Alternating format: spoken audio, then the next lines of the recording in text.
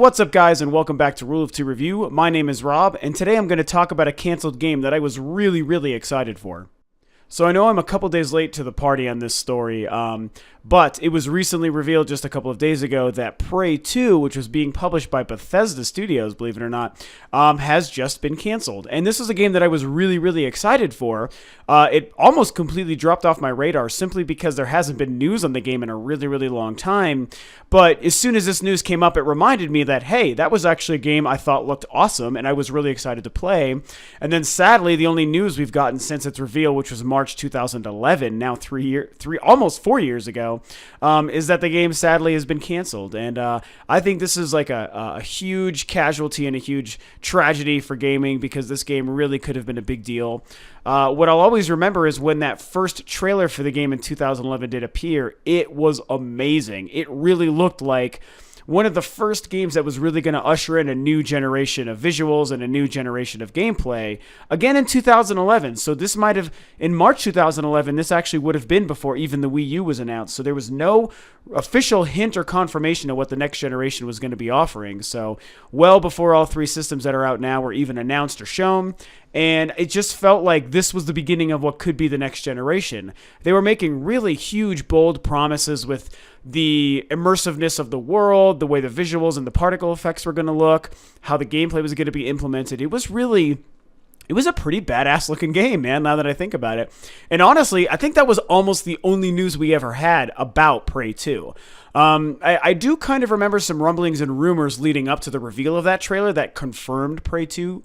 And it sounded really cool, and it was really exciting to think about. The original Prey was a launch game for the Xbox 360 in 2005, for anyone who can remember that far back. And it was a really cool sci-fi kind of, futuristic horror first-person game, revolving around you're this Indian on an Indian reservation in modern-day America, and an alien invasion happens. And it has some of the coolest scenes and set pieces I've seen in a game, even through today. I mean, the beginning, where you're just kind of hanging around in a bar and, talking with the people in the local bar, and all of a sudden these lights show up outside, and they come and they capture your girlfriend, or capture everyone in the bar, actually.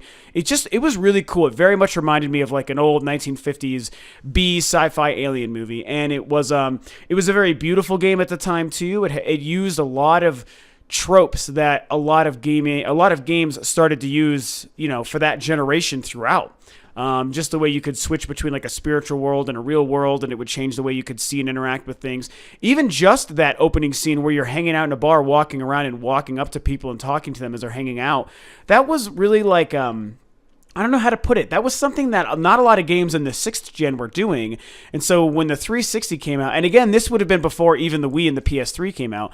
And when that 360 came out, and that was the first taste of the next generation, and that game was doing things like that, I kind of remember that being one of the first times I was doing stuff like that in a game, where it really felt like you weren't playing a video game, you weren't set with objectives and tasks and points and things to gather, and just a level that you're going from A to B. It was just exist in this scene and interact with the environment and the people in this room as you would, until the game decides that the next set piece is about to happen.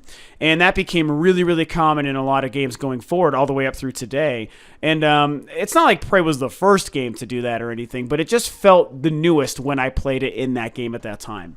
So, and they had some really amazing, epic interactions with these aliens, and some really disturbing scenes where people are being captured and turned into other things. It was really crazy. So anyway, that was the first Prey. Then in 2011 came the reveal trailer for Prey 2, and it was all CG, of course. It was all pre-rendered stuff, no gameplay. And it just looked it kind of reminded me of, visually, it reminded me of Coruscant, because it very much was set in a futuristic setting where you're running around trying to capture people. I don't even know if it was going to be a sequel to the story of Prey 1. It didn't seem like it, because it seemed like it was set so far into the future, too far into the future to be relating to the first Prey, and it didn't seem to have anything to do with aliens from what I remember. And it had this kind of bounty hunter kind of vibe to it, and you had this, visor ability that allowed you to see and track down things and get the identity of people you were looking at. And he's all chasing down someone and trying to capture him, and it really reminded me of the Fifth Element set on Coruscant, which is of course a location from Star Wars. And I don't know, just the visual style was so badass to me. It was all at night, but it just made all of the cool futuristic tech, really neat looking because of that. And I don't know, it just seemed really bold and ambitious, and the visual style was awesome, and it was promising things that seemed very new and next gen at the time in 2011. So, I was really excited. Plus, again, being published by Bethesda was really, really exciting. Human Head Studios was the developer, and Bethesda Softworks was going to publish it. Bethesda's great, of course. Love the studio, love all their games, Fallout and Elder Scrolls and stuff.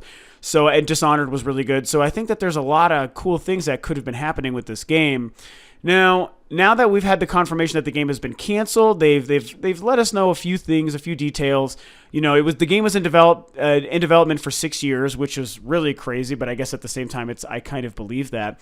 The other really interesting thing, there's two more interesting things. One of them, according to the article on IGN that I found about it, is that there was some leaked emails that apparently were mentioning that they were trying to position the game as a spiritual successor to System Shock 2.